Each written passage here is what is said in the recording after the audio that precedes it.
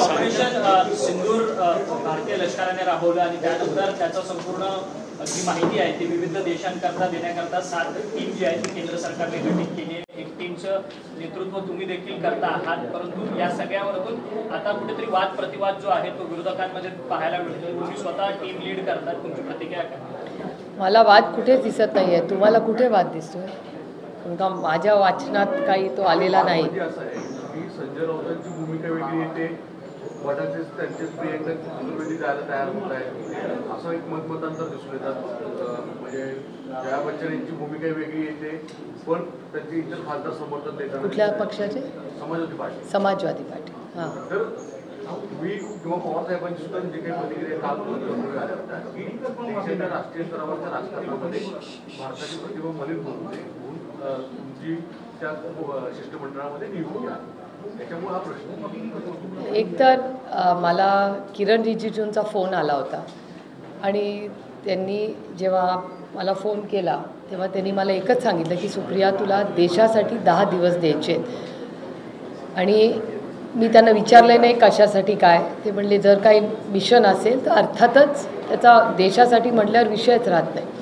आणि मला असं वाटतं माननीय उद्धवजी आणि माननीय ममता दीदी यांनीही पूर्णपणे सहकार्याची भूमिका त्या डेलिगेशनला दिलेली आहे। पण आमच्या सगळ्यांच्याच डेलिगेशन हे सगळी डेलिगेशन काही लीडर किंवा काही नाही, आम्ही 45 खासदार एकत्र चाललेलो आहोत आणि आमचा प्रयत्न राहील की जास्तीत जास्त देशात जाऊन आपल्या ह्या सगळ्या प्रक्रिये किंवा ज्या घटना दुर्दैवी घटना आपल्या देशात झालेल्या आहेत त्याच्याबद्दल पारदर्शकपणे जे सत्य आहे हे जगाला कळलं पाहिजे, याच्यासाठी आमची सगळी ही डेलिगेशन जात आहेत। आम्ही सगळ्याच पक्षाचे लोक त्याच्यात आहेत। समाजवादी पक्षाचा उल्लेख तुम्ही केला, तृणमूलचा तुम्ही उल्लेख केला आणि तुम्ही उल्लेख केला शिवसेनेचा, सगळ्याच पक्षाचे लोक सगळ्याच पक्षाचे लोक त्याच्यात आहेत। आणि आम्ही कुठल्या पक्षाच्या वतीने चाललेलो नाही, आम्ही भारतीय लोकप्रतिनिधी म्हणून आम्ही सगळे चाललेलो आहोत। Continue ma'am please continue.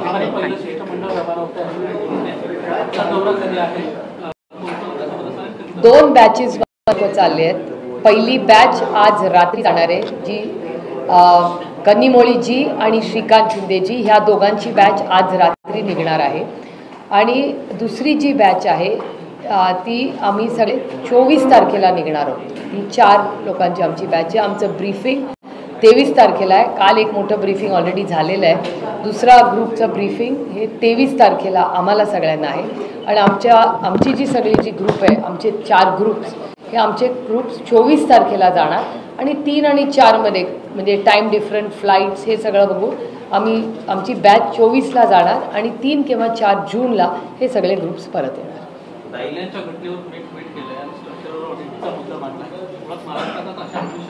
एक मिनिट, ऑपरेशन सिंदूरचा सगळा विषय झाला असेल तर हिंदी नंतर take it all together. Sir विषय एक मिनिट, मग ह्यांचा युद्धबंदी खरं तर भारत आणि पाकिस्तानने युद्धबंदी घोषित केली आहे, परंतु युद्धबंदीचं कुठेतरी श्रेयवादाची आता लढाई जी आहे ती रंगताना पाहायला मिळते। भाजपकडनं सातत्यानं तिरंगा यात्रेचं सगळीकडे आयोजन केलं जाते, एकीकडे युद्धबंदीचं युद्ध जिंकल्याचा आभास आणण्याचा प्रयत्न आहे असं मला असं वाटतं काँग्रेस पक्षाने पण काढलेली आहे। आता अनेक राजकीय पक्ष, सामाजिक ग्रुप्स हे सगळे काढत आहेत। मला वाटतं ही वेळ, जसं आदरणीय पवारसाहेबांनी पहिल्या दिवशी सांगितलं आहे की ही वेळ आम्ही कुठल्याही सरकारवर टीका करणार नाही, ही भारतीय म्हणून भारतीयाच्या ऐक्यासाठी आपण सगळे एकत्र आहोत। कुठलंही असं स्टेटमेंट जाऊ नये ज्याच्यामुळे भारतामध्ये किंवा आपले जे एअरफोर्स, आर्मी, आपले सगळेच दल आहेत ह्यांच्यामध्ये कुठलाही चुकीचा मेसेज कुठल्याही आमच्या राजकीय पक्षाकडून आणि आमच्याकडून तर नाहीच जाऊ नये, ह्याच्यासाठी आम्ही निर्णय घेतलेला आहे की आम्ही जेव्हा ऑल पार्टी मीटिंगला गेले होते सगळे विरोधी पक्षातल्या सगळ्या पदाधिकाऱ्यांनी, जेव्हा लोकसभेचे सगळे महत्त्वाचे नेते आले होते, सगळ्यांनी सांगितलं एका स्वरात एका सुरात की आम्ही सगळे भारताबरोबर आहोत। आता आम्ही टीका कुणावर करणार नाही ही वेळ।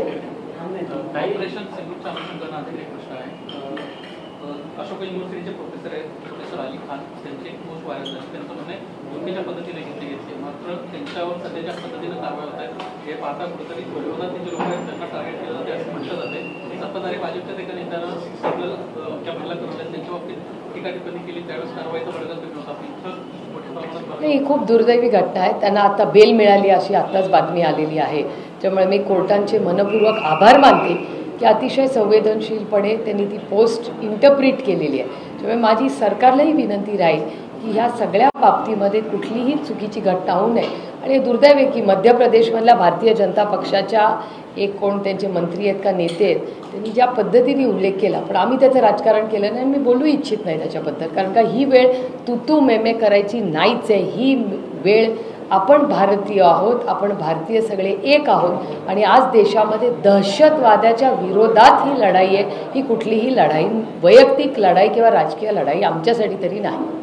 काही मुंबईमध्ये मीडियाकडून अनेक राजकारण झाल्याचं पाहायला मिळालं. आता निवडणुकीचा नवीन एक अहवाल आला, त्यामध्ये असं म्हटलं की 2019 ते 2025 जो आठ करा त्याची कोणताही मोजमाप नाही, मोठा भ्रष्टाचार झाल्याचा तो. हो, मी आत्ता चॅनलवरती न्यूज ब्रेक होताना पाहिली. मला वाटतं 62 कोटी रुपयाचा तो घोटाळ्याचा आरोप आहे का, 65 कोटी रुपयाचा आरोप आहे. मला असं वाटतं ह्या सगळ्या ह्या ज्या इन्क्वायरीज आहेत, म्हणजे आजच सकाळी मला असं वाटतं इंडियन एक्सप्रेसमध्ये ती बातमी आलेली आहे. त्याचं पत्र मी माननीय CR पाटलांना लिहिणार आहे त्याच्याबद्दल. त्याचा ड्राफ्ट मी आज सकाळी केलेला आहे की जल जीवन मिशन JJM हा केंद्र सरकारचा फ्लॅगशिप प्रोग्रॅम आहे. आणि त्याबद्दल अनेक वेळा जेव्हा सगळ्याच खासदार, हा कुठल्याही पक्षाचा विषय नाही, पण सगळ्याच पक्षाचे जे खासदार आहेत त्यांचं प्रत्येकाचं म्हणणं असतं की JJM जल जीवन मिशनमध्ये अनेक राज्यांमध्ये अनेक जिल्ह्यांमध्ये चुकीची कामं झालेली आहेत. आणि आजच्याच इंडियन एक्सप्रेसमध्ये ती बातमी आलेली आहे की जल जीवन मिशनमध्ये करोडो रुपये नुकसान झाले किंवा ओव्हर प्राइसिंग झालेलं आहे. तर मी माननीय CR पाटील आणि माननीय महाराष्ट्राच्या मुख्यमंत्र्यांना आज पत्र लिहिते आहे की बाबा ह्याची पारदर्शकपणे इन्क्वायरी लावावी. कारण का तो एक अतिशय केंद्र सरकारचा फ्लॅगशिप प्रोग्राम आहे, इम्प्लिमेंटेड बाय द स्टेट्स. म्हणजे केंद्र सरकार 50% पैसे देतं आणि राज्य सरकार पैसे देतं आणि इम्प्लिमेंटिंग बॉडीज ह्या राज्य आहेत. आणि महाराष्ट्रामध्ये कॉस्ट एस्केलेशनमध्ये आपलं राज्य सगळ्यात पुढे. तर जर बाकीची राज्य तेच काम कमी पैशात करू शकतात, तर महाराष्ट्रामध्ये असं काय घडतंय की त्याचं कॉस्ट एस्केलेशन व्हावं याची इन्क्वायरी. आणि हे मी एकटी म्हणत नाही आहे, CR पाटील साहेबांनी on the floor of the हाऊसमध्ये पार्लमेंटमध्ये स्टेटमेंट केलं होतं की कुठल्याही खासदारांनी जर मला सांगितलं की JJMमध्ये काही चुकीचं काम झालं असेल तर मला सांगा, मी पारदर्शकपणे इन्क्वायरी लावीन. हे माननीय CR पाटील साहेबांचे ऑफिशियल गव्हर्नमेंट ऑफ इंडियाचं पार्लमेंटमधलं स्टेटमेंट आहे. प्रकरणाची सध्या प्रचंड चर्चा सुरू आहे. 5 दिवस झाले, मात्र राजेंद्र हगवणे फरार आहेत, त्यांना अटक होत नाहीये. कुठेतरी एक राजकीय त्यांना बदलच मिळतोय, त्यामुळे त्यांना अटक होत नाही अशी एक चर्चा सुरू झालेली आहे.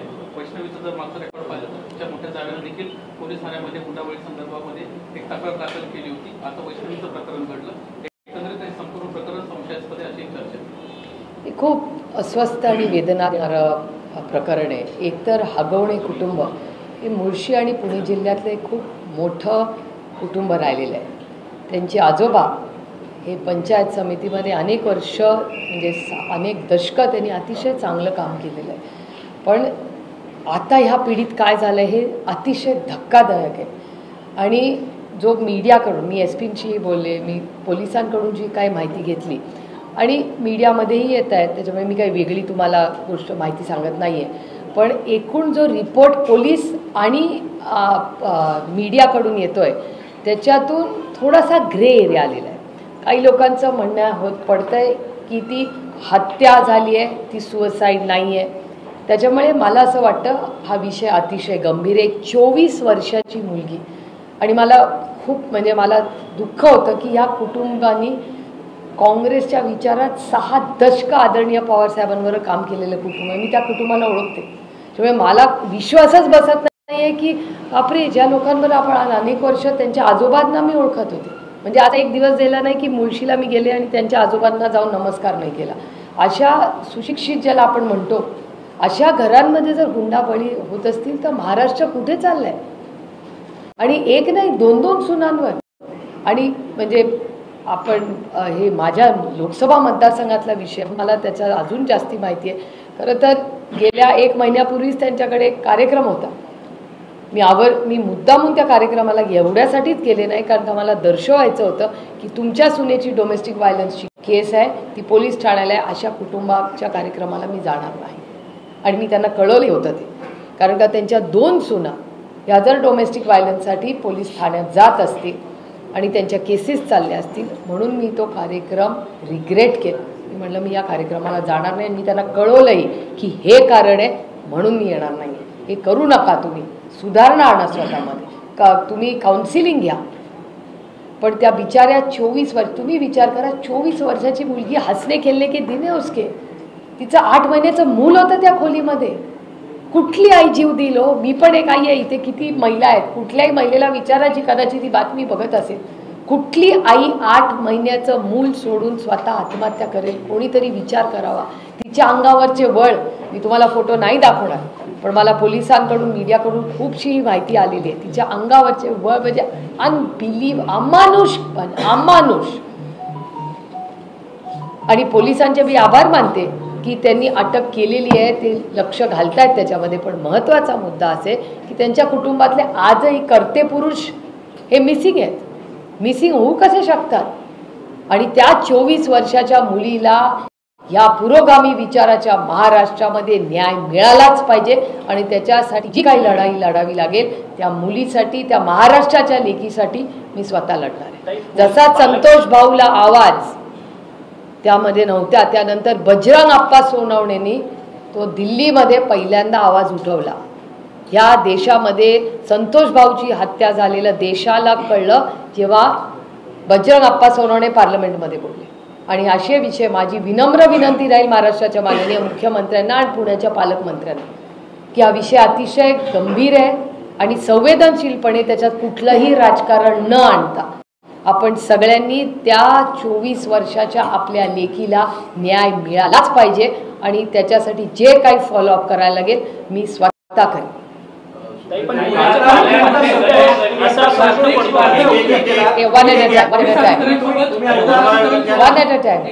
पोलीस अधिकाऱ्यांसोबत तुम्ही बोलला त्या संपूर्ण प्रकरणामध्ये, पोलिसांना नेमकं काय सांगितलं? आत्महत्या आहे की या वेगळं काही? म्हणजे मला पहिली बातमी आली की आत्महत्या होती. त्याच्यानंतर आता दबक्या आवाजामध्ये रिपोर्टची मी वाट बघते, कारण का मी एक लोकप्रतिनिधी आहे, त्याच्यामुळे मी जे बोलीन ते जबाबदारीनीच बोललं पाहिजे. त्याच्यामुळे आता ग्रे एरिया म्हटल्यावर त्याची पारदर्शकपणे इन्क्वायरी झाली पाहिजे, कारण का तिच्या अंगावरचे जे वळ आहेत, जे फोटो आहेत, तिला अमानुषपणे मारलेलं आहे हे प्रूव्ह होतं आहे. त्याच्यामुळे माझी पोलिसांनाही विनंती की जे काय कराल ते पारदर्शकपणे ह्या महाराष्ट्राच्या लेकीला न्याय मिळालाच पाहिजे. त्यामुळे नक्की काय झालं हे आपल्याला माहिती नाही आहे. माझ्याकडे त्याचा फुल प्रूफ एव्हिडन्स आत्ता तरी नाही आहे, पण त्याच्यासाठी तिची कुटुंबाने मला कॉन्टॅक्ट केलेला आहे. त्यांची भूमिका अशी राहिलेली आहे की ही आत्महत्या नाही, ही हत्या आहे असं दबक्या आवाजात खूप लोक बोलत आहेत. त्यामुळे माझी विनंती राहील महाराष्ट्राच्या माननीय मुख्यमंत्र्यांना, आपल्या पुण्याच्या पालकमंत्र्यांना आणि पोलीस यंत्रणेला की पारदर्शकपणे त्या मुलीला न्याय मिळालाच पाहिजे. आणि हुंड्यावर जर ह्या 21व्या शतकात ह्या पुरोगामी विचाराच्या महाराष्ट्रामध्ये जर एकी लेकीची हत्या होत असेल तर हे अतिशय महाराष्ट्रासाठी आणि देशासाठी हा काळा दिवस आहे आणि लाजिरवाणी गोष्ट आहे. घटना घडली,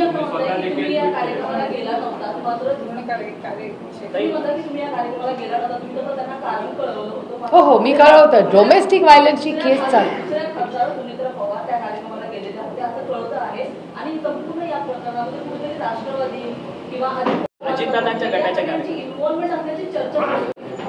त्याच्यावर मी बोलू शकणार नाही. मी काय केलं हे तुम्हाला सांगू शकते, बाकी कुणाबद्दल पण अयोग्य राहील. पण मी पुण्याचे पालकमंत्री आणि महाराष्ट्राचे माननीय मुख्यमंत्र्यांना पत्र लिहून म्हणजे जर गरज पडली तर मी स्वतः जाऊन भेटेन. कारण का जसं संतोष भाऊंची हत्या झाली आणि बजरंग अप्पांनी तो विषय ताण दिला, मीडियानी मदत केली, म्हणून आज आपल्याला न्याय मिळाला. तर ह्या राज्यामध्ये आणि या देशामध्ये स्त्रियांवर होणारे अन्याय, हुंडा काय विषय? हुंड्यासाठी तुम्ही लेकीनं मारणार आणि एक नाही 2-2 सुनांचे केसेस आहेत. हैवान आहे ते लोक, माणसं नाही आहे ती. हे दुर्दैव आहे असं मला बोलावं लागतंय. पण जर एक 24 वर्षाच्या मुलीचा बळी जाणार असेल आणि तिला 8 महिन्याचं मूल आहे, त्या मुलीचा विचार करा कोणीतरी. इतका असंवेदनशीलपणा खरंच म्हणजे मला विश्वासच बसत नाही. अशा गोष्टी होतात पण या सिनेमामध्ये होतात गोष्टी, या आता वास्तव महाराष्ट्रात व्हायला लागले. ताई, पण पुण्याचे पालकमंत्री कुठे आहेत असा प्रश्न आहे, कारण की सातत्याने पुण्यात गुन्हेगारीचं वर्चस्व आहे. कोयता गँगच्या विविध ठिकाणी प्रकरणं असतील, त्यानंतर हुंडाबळीचा हा संपूर्ण प्रश्न आहे. वैष्णवी जी आहे ती दोन्ही पक्षाशी रिलेटेड होती, त्या दोन्ही राष्ट्रवादींसोबत त्यांनी काम केलेलं होतं. 4 महिन्यापूर्वी एक FIR त्यांनीच लॉन्च केलेली होती, तरी देखील पोलीस प्रशासनानं कोणतीच कारवाई केली नाही त्यांच्या घरांवर. ह्याला कोणी राजकीय वरदहस्त आहे का? नाही, हे मला सांगता येणार आहे, तुम्हाला पोलिसांना विचारावं लागेल. पण एक मी तुम्हाला नक्की सांगते की ह्या प्रक्रियेमध्ये जे कोणी दोषी असतील, जे कोणी असतील, हा राजकीय विषय नाहीच आहे माझ्यासाठी, हा एक सामाजिक विषय. आणि ती या महाराष्ट्राची लेक आहे आणि तिच्यावर जी हाणामारी झाली आहे ती माझ्या लोकसभा मतदारसंघात झाली. हे आणखीन अस्वस्थ करणार आहे. आणि डोमेस्टिक व्हायलन्सची केस दोन्ही सुनांची आहे, म्हणून मी एक हात दूर, त्यांनी मला जरी पक्ष वेगळा झाला असेल तरी त्यांनी मला आमंत्रण दिलं होतं. मला आमंत्रण दिल्यावर मी फक्त गोड शब्दात त्यांना सांगितलं, बाबा तुम्ही या डोमेस्टिक व्हायलन्सचा केस मिटवा, हे चांगलं नाही आहे आणि मी काय अशा कार्यक्रमाला येणार नाही जिथे सुनेला या ज्या घरात नीट वागवत नसतील. हे खूप अस्वस्थ करणार आहे. ज्या पद्धतीने म्हणजे मारहाण तर शॉकिंगच होतं माझ्यासाठी, हे अमानुषपणा. सातत्याने पुण्यामध्ये गुन्हेगारी वाढताना दिसते, पोलीस प्रशासन काम करताना दिसत नाहीये का? कारण याच्यावरती आळा आणण्याचं काम पोलिसांचं आहे, सातत्याने गुन्हे होत आहेत. तुमच्याच चॅनलवर आज पाहिलं सकाळी की बीडसाठी माननीय मुख्यमंत्र्यांनी एक रिव्ह्यू लावला आहे क्राईमसाठी. असं एक सकाळी एका चॅनलनी बातमी दाखवली. मला वाटतं उद्याच ती मीटिंग आहे.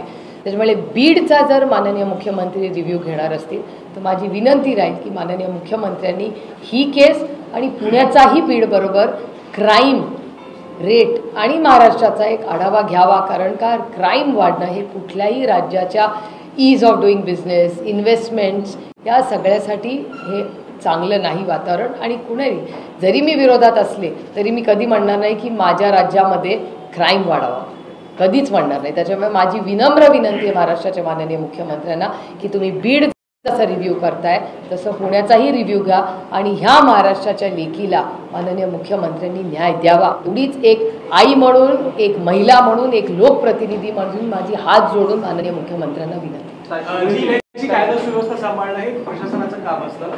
बीड आणि पुण्याबाबत तुम्ही स्पेसिफिकली करताय? मी स्पेसिफिकली नाही, तुम्ही प्रश्न विचारला त्याचं मी उत्तर नाही. हा होम डिपार्टमेंटचा विषय, मी राज्याचा रिव्ह्यू पण घ्या म्हटलं सगळ्याचा. नाही, बीडचं तुमच्याच चॅनलनी दाखवलं ना की रिव्ह्यू घेणार आहे. मला थोडी माहिती होतं ते रिव्ह्यू घेणार आहे.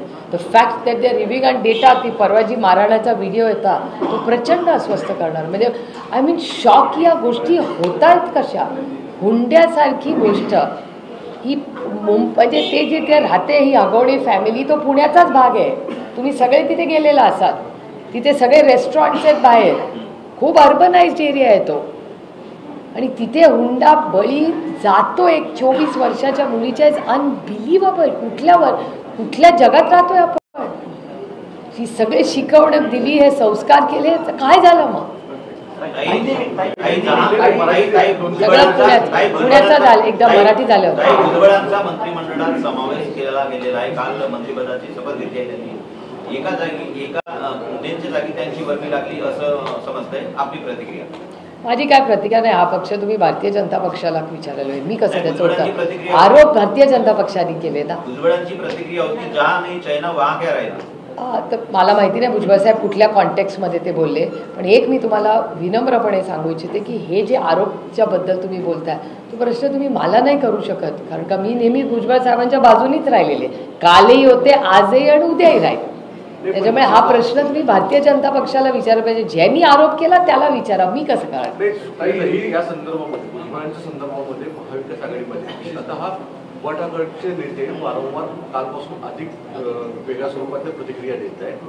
मग तुम्ही सांगताय की तुम्ही भुजबळांचं समर्थन करताय. मी कालही केलं, आजही करीन आणि उद्याही करीन. असं म्हणणं होतं की नाही, दाखवलं की ज्यांनी बाळासाहेबांना अटक केलं त्यांना आज बरोबर घेताय तुम्ही. प्रत्येक ठाकरेंबरोबरही सोबत होतेच. त्यांची भाषा वेगळी, सुषमा अंधारे ते बोलतात त्यांची भाषा वेगळी, तुमचे सहकारीच आहेत आणि सगळे गटाचे.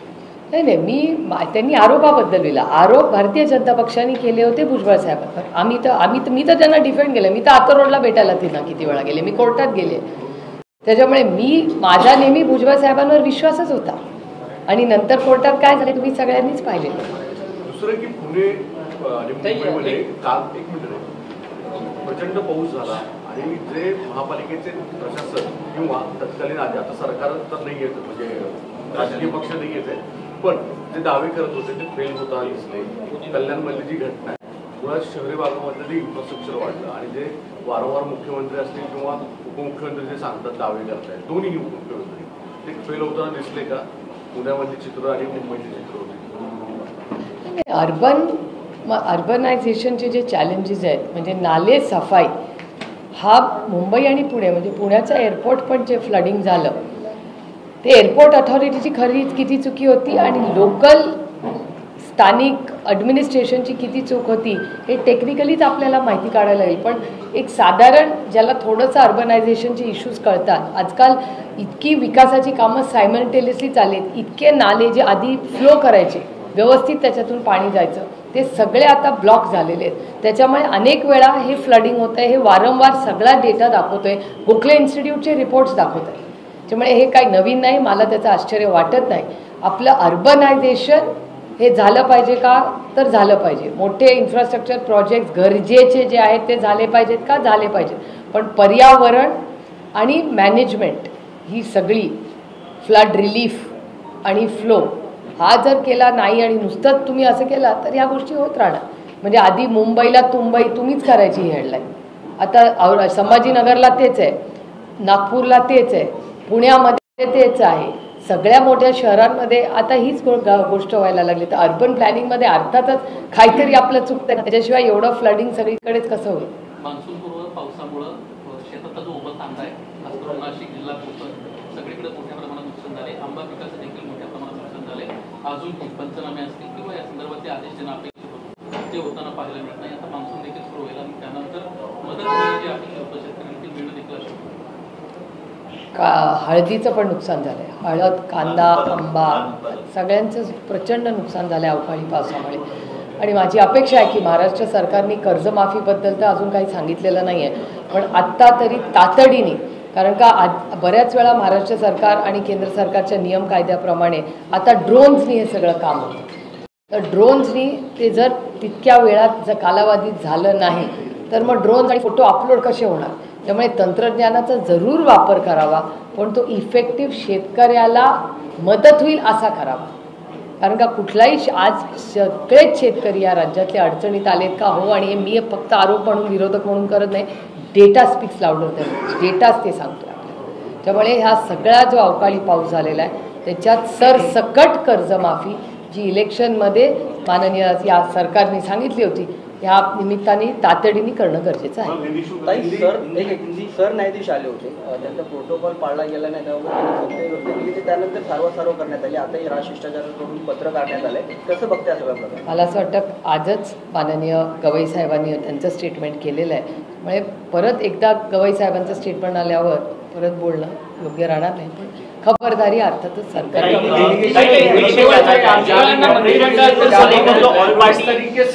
डेलीगेशन में रवैया होगा खास करके आज कुछ टीम जा रही है कुछ 2-3 दिनों में जा रही है. 3 टीम्स आज जा रही है आज रात और कल सुबह पे और बाकी की 4 टीम 23 तारीख को जाएंगी. भारत के हम सब कोई पार्टी की तरफ से नहीं जा रहे. हम भारत की तरफ से पूरे देश में हम लोग जा रहे हैं. आपने और शरद पवार सर ने एक चीज क्लियर करी कि राजनीति का नहीं है देश के लिए. अभी भी आपने यही बात कही. लेकिन आपकी बहुत बड़ी सहयोगी पार्टी है कांग्रेस के चाहे राहुल गांधी हो पवन खेड़ा हो इस तरह के बयान और कितने हवाई जहाज मार गिराए भारत के जो पाकिस्तान के चैनलों में हेडलाइन बन रहे हैं. आपको नहीं लगता कि यहाँ पर आप अपनी ही देश की लाइन को ऑफ ट्रैक करने में लगे हुए हैं. क्लियर जो मैसेज आ रहा है. नहीं हम तो नहीं कर रहे. हम हमारे ऑल पार्टी मीटिंग में जब हम मिले थे तब सबका तय हुआ था कि हम कोई भी भारत के खिलाफ या सरकार के खिलाफ अभी कुछ नहीं बोलेंगे. जब डिबेट होगी और पवार साहब ने भी कहा था ये वक्त नहीं है पार्लियामेंट सेशन लेने का. 2-3 महीने के बाद एक बार ये सब MEA की पूरी एक्टिविटी ये पूरा ऑपरेशन सिंदूर ख़त्म हो जाएगा उसके बाद ही पार्लियामेंट में चर्चा होनी चाहिए. अभी वी आर इन ऑपरेशन चल रहा है तो इसके बीच में हम किसी ने भी कुछ भी बोलना ये संयुक्तिक नहीं होगा। और हम भारत की तरफ जो भी अभी कर रहे हैं वो कोई पार्टी के लिए नहीं कर रहे, हम भारतीय हैं और हम भारतीय रहेंगे। और हम भारत बाहर जाके भारत जो आतंकवाद के खिलाफ पूरी ताकत से लड़ाए, ये दुनिया के लिए लड़ाई है, ये सिर्फ भारत की लड़ाई नहीं है, दहशतवाद का तो कहना है कि ये जो ऑल पार्टी डेलीगेशन है वो एक तरह से सिर्फ पीआर एक्सरसाइज है, इससे कुछ हासिल होने वाला है नहीं। इसके आगे जाके वो कह रहे हैं कि बीजेपी और PM Modi has become a weapon of mass destruction. तो आप ही के सहयोगी दल है, इंडिया अलायंस में क्या सहमति नहीं बन पा रही है इस विषय नहीं, ये नहीं मुझे पता। मैंने जयराम जी का ये नहीं देखा, लेकिन जिस डेलीगेशन में मैं हूँ उसी डेलीगेशन में आनंद शर्मा जी भी है और मनीष तिवारी जी भी है, जो दोनों कांग्रेस के बहुत वरिष्ठ नेता रहे। और मनीष जी तो बहुत बड़े नेता, एक्सटर्नल अफेयर्स में भी काफ़ी लिखते हैं, उनका नॉलेज भी दोनों आनंद शर्मा जी का और मनीष जी का बहुत सालों से व्यापक उन्होंने पढ़ाई की है उसके बारे में। और प्रदेश हो या देश में जब भी ये ऐसी एक्सटर्नल अफेयर्स की चर्चा होती है, दोनों को एक्सपर्ट्स इस देश में नहीं इस दुनिया में माना जाता है। और वो दोनों जा रहे हैं। इस डेलीगेशन में आप लोग मैसेज देंगे कि हम लोग आप एक साथ हैं। कांग्रेस ने कल एक ट्वीट किया जिसमें एआई के वीडियो एक पिक्चर डाली, उसमें इंदिरा गांधी जी नरेंद्र मोदी जी को बोलती है, अरे नरेंद्र झुकना नहीं था तुझे। पूरी एक कविता लिखी है जिसमें कटाक्ष किया गया है ऑपरेशन सिंदूर के ऊपर, सीज फायर के ऊपर। मैम आपका क्या रिएक्शन है इसके ऊपर? मैंने तो देखा नहीं, आप ये सवाल कांग्रेस के जो है कांग्रेस पार्टी को पूछे, मैं कैसे बोला सकती हूँ कांग्रेस। अपोजिशन पार्टीज की तरफ से जो बयान दिए जा रहे हैं मैम, अपोजिशन पार्टीज की तरफ से बयान दिए जा रहे हैं ऑपरेशन सिंदूर को लेके, मल्लिकार्जुन खड़गे हैं जो कांग्रेस के अध्यक्ष, उन्होंने कहा कि ये चुटपुट जंग थी। तो कहीं ना छोटी सी जंग है, मल्लिकार्जुन खड़गे कह रहे हैं। छोटी या बड़ी जंग होती है एक तो, और मैं खुद हमेशा कहती हूँ कि ये जंग हमारे लिए तो ये दहशतवाद के खिलाफ है। और हमारी लाइन ऑल पार्टी मीटिंग में भी हर पार्टी भी, खड़गे साहब के लिए भी मैं बड़ी विनम्रता, हमारे बड़े वरिष्ठ नेता है, उस मीटिंग में भी खड़गे साहब ने यही कहा था। एक सवाल ये है कि जिस तरीके से बीजेपी ने या सरकार ने अपने आप नाम तय कर लिए, कई पार्टी के नेताओं ने ये कहा कि हमने जो नाम दिए थे, जो नाम तय हुए थे, उसके अलावा अपने से नाम तय कर लिए, जिसको लेकर के काफ़ी ज़्यादा अंदर खाने में भी नाराजगी लगी। किरण रिजिजू को आपको भी फोन आया, उद्धव को भी फोन गया, कैसे देखती है और क्या सरकार? कि मुझे पता नहीं सबके बारे में, हमारे यहाँ हम सबको जो फ्लोर लीडर्स है लोकसभा के, हम सबको फ़ोन आया था। बाकी का कह नहीं सकती, हमारे पार्टी का मैं कह सकती हूँ क्योंकि मेरा मैं जानती हूँ, मैं फ्लोर लीडर हूँ एनसीपी की लोकसभा में, मुझे फ़ोन आया था।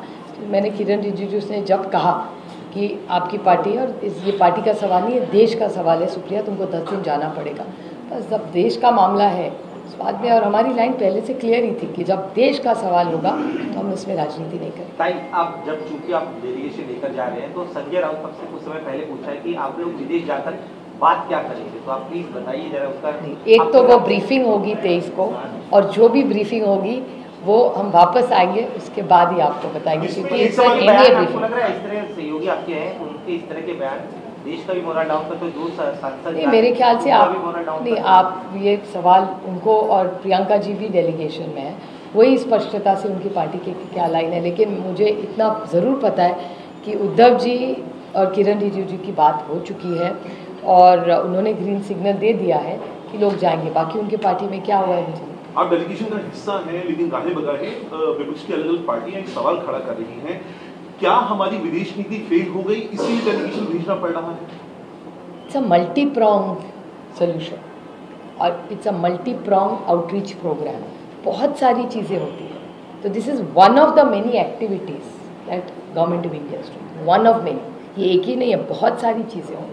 राउत कहते हैं कि जहाँ डेलीगेशन जा रहे हो बहुत छोटे देश हैं, वहाँ जाकर उसका कुछ प्रभाव पड़ने वाला नहीं। ठीक है, एक देश में हर एक को, एक सशक्त लोकतंत्र में हर एक को बोलने का अधिकार है, तो वो उनका ओपिनियन है और सर आंखों पे। समझ पात्र है कि उस ओपिनियन को क्या कैसे देखती हैं, जहाँ कहते हैं कि ऑपोजिशन फिलहाल पॉपुलर फ्रंट ऑफ पाकिस्तान की तरह एक्ट कर रहा है?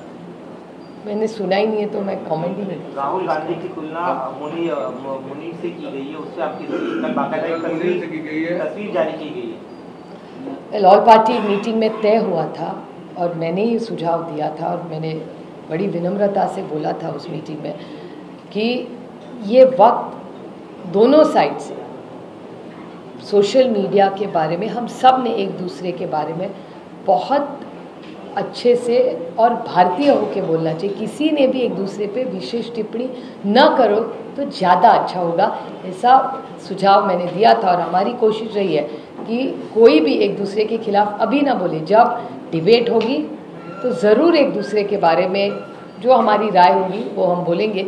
ये वो वक्त एस जयशंकर का जो बयान था उन्होंने हमने पहले पाकिस्तान को इन्फॉर्म किया था। आपको लग रहा है जिससे राहुल गांधी कह रहे कि ये बहुत बड़ा क्राइम था, आप भी मानते हैं क्राइम किया है? ये मैं अभी नहीं, मुझे जो बोलना है मैं फ्लोर ऑफ द हाउस पे बोलूँगी जब पार्लियामेंट में डिबेट होगी। दिस इज नॉट द टाइम। एक सवाल और, चूंकि बात पाकिस्तान के साथ हर तरह का जितने टाइज थे वो हमने खत्म कर दिए हैं, लेकिन बावजूद इसके अभी इस तरह की इन्वेस्टिगेशन में निकल के आ रही हैं चीज़ें कि ऑनलाइन पोर्टल्स जो होते हैं हमारे, उनके जरिए पाकिस्तान, मेड इन पाकिस्तान की जो चीज़ें हैं भारतीय घरों में भी पहुँचाई जा रही हैं। यहाँ तक कि कई चीज़ें ऐसी हैं जिनके ऊपर तो इम्पोर्ट रेट या इम्पोर्ट कोड भी नहीं लिखा हुआ, बताता हूँ तो इलीगल तरीके से भारत में आया है। आपको सरकार की तरफ से एक, चूंकि आप विपक्ष में हैं, तो मैं चाहता हूँ कि सरकार से इस तरह की जो कॉन्स्टिट्यूटिव कंसर्न है उसको लेके आप कुछ बात अपनी रखना चाहते हैं? मैं विपक्ष में हूँ या सत्ता में कहीं भी हूँ तो मेरी एक ये विपक्ष और सत्ता का विषय नहीं है, क्योंकि इस देश में, इस दुनिया में टेक्नोलॉजी में बहुत बदलाव आया है।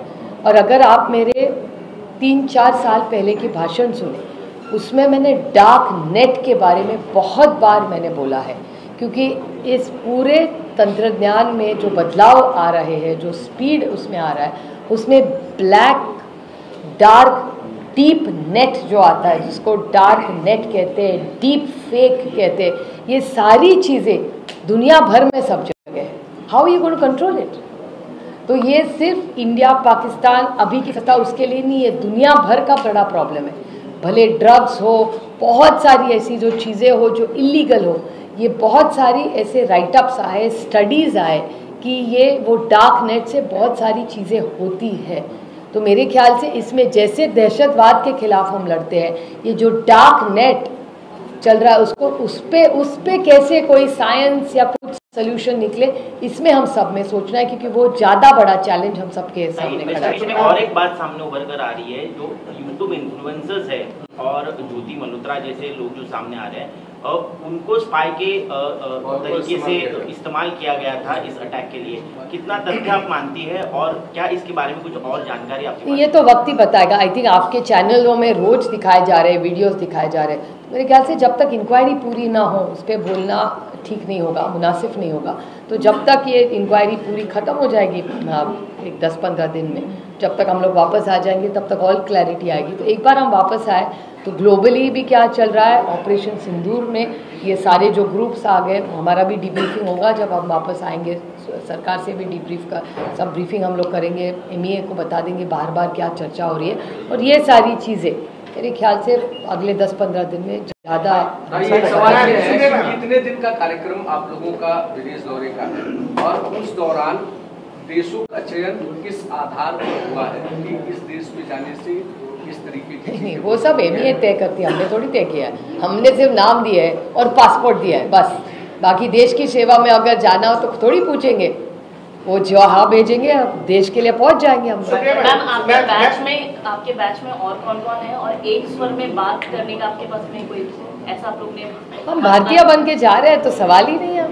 हमारी पूरी बैच, सिर्फ मेरी नहीं, सारे जो सांसद जा रहे हैं उनको हमारे कलेक्टिव ब्रीफिंग हमारी होगी और जो कहेंगे वो हम अच्छी तरह से जिम्मेदार। आप सोच रहे हैं कि कितनी बड़ी जिम्मेदारी हम पे भारत की तरफ से, हम 50 लोग जा रहे हैं। ये हमारा सौभाग्य है कि देश के लिए हमें ये करने की, छोटी सी सेवा करने का हमारा सौभाग्य है। लेकिन सबसे बड़ा सवाल ये है कि आप बोले कि हम एक सुर में बात करेंगे। बिल्कुल सवाल से बड़ा, अपने ही देश में कांग्रेस कुछ और बोल रही है, उद्धव गुट कुछ और बोल रहे हैं, तो lots of question arise on. I don't think so. No, I don't. विदेशों में हम एक सुर में कैसे बोल सकते हैं? I don't think so. I think Uddhav ji से कल जब बात हुई किरण रिजिजू से, तो किरण जी ने भी कहा है, ममता दीदी से भी बात हुई है, देव ऑल्सो ज्वाइन द डेलीगेशन। तो मेरे ख्याल से एक आध दिन में ये पूरा आयन आउट हो जाए। एक इम्पोर्टेंट सवाल है, operation Sindur has been a massive success, लेकिन महबूबा मुफ्ती जब स्टेटमेंट करती हैं कि वो इस ऑपरेशन को 0 मार्क्स देती हैं, इट वाज इनइफेक्टिव, कितना असर पड़ता है ऐसी स्थिति? See, you have to understand the emotions and the pain that people go through. Please understand, Kashmir is really hurt right now. I mean, they are in shock. They were just recovering from a lot of scars which are still old. I won't say they are raw anymore. They had recovered. All of you were going there. It was a happy environment. Suddenly, there are no tourists going there. There's no activity. So Kashmir, which was like a happy area, has suddenly is in shock, pain, despair. So clearly it's going to take them time to recover from what has happened. Such statements are not demoralizing our forces. No, I think that's her emotion as a human being. She may have said it because it's her pain. She's seen so much blood there. So as a human being, she may have sent it. I'm sure it's not aimed at that. It's her personal pain because she's seen what Kashmir has been through. So we have to understand the pain Mehbooba ji has been through. Operation Sindoor was a success. Really, the fact that I am nobody to give it stars, boss. How can I give stars? I'm an Indian. I'm a proud Indian. Clearly, anything that India does in the national interest, global interest, and any activity against terrorism, I will give 1,000 on 100 to my country because I'm a proud Indian. Operation Sindoor को लेकर शरद पवार जी ने Shiv Sena UPT से अलग राय रखी। संजय राउत का कहना है कि शरद पवार जी पहले अमित शाह का इस्तीफा मांगे क्योंकि अमित शाह की नाकामी की वजह से ये पूरा हादसा, ये हमला हुआ। एक सशक्त लोकतंत्र में हर एक को बोलने का अधिकार है, तो उनको भी देखिए कितना हमारा हालत इतना अच्छा है, दिल खोल के कोई भी कुछ भी बोल सकता है, हमारा कोई डरता नहीं है एक दूसरे से। कितनी अच्छी बात है, आपने एनकरेज करना चाहिए कि देखो ये सच्ची है, इंडिया अलायंस एक सशक्त लोकतंत्र का बहुत अच्छा उदाहरण है। प्रोफेसर अली ने जो पोस्ट किया था उन्होंने फिर एक पोस्ट करके बोला कि मेरा गलत मतलब निकाला गया है। मेरे ख्याल से उनको अभी बेल भी मिल चुकी है, अभी आधे घंटे पहले फ़ोन भी आया था। मेरे ख्याल से ऐसी चीज़ें होनी नहीं चाहिए। उनके गलत अगर उनका जो किया था वो दुख की घटना है और ऐसे टाइम में हम सब ने ये अरेस्ट वगैरह नहीं होनी चाहिए। मुझे भी लगता है कि उनको अरेस्ट नहीं होना चाहिए था। मैं सुप्रीम कोर्ट की बहुत आभारी हूँ कि उन्होंने उनको बेल दी। Thank you very much.